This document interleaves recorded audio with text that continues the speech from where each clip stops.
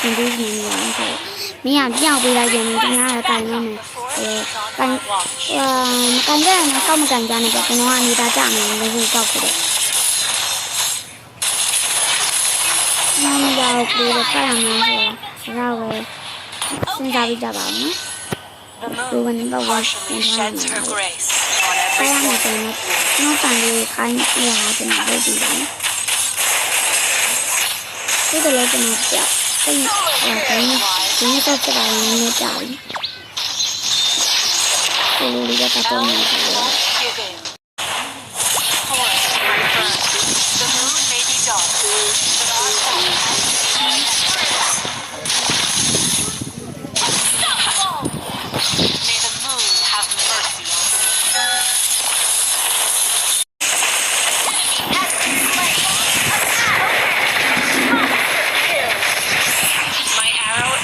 My answer.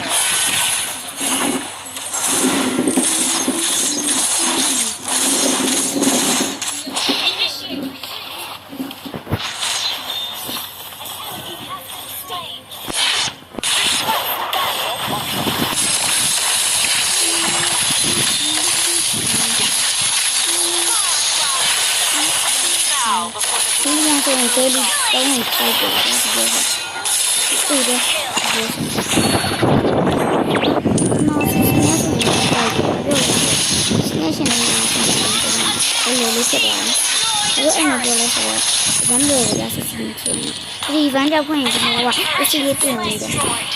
အဲ့မှာကျွန်တော်စီကိုဟိုကျွန်တော်မိတာကန်တော့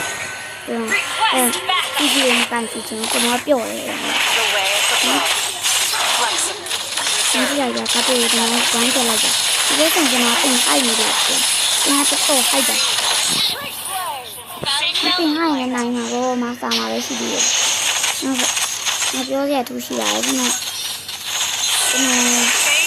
တော်ဒီလိုဆိုရင်တင်းဆော့ဖြစ်တာကျွန်တော်ဒီလိုဒီထက်နေကြတယ်။ဒါလိုလည်းကျွန်တော်တင်းဆော့တာဘာလို့တင်းဆော့ရလဲဆိုတော့ကျွန်တော်ကောက်ပြတ်ပြီးတော့ကျွန်တော်ငန်းနေတယ်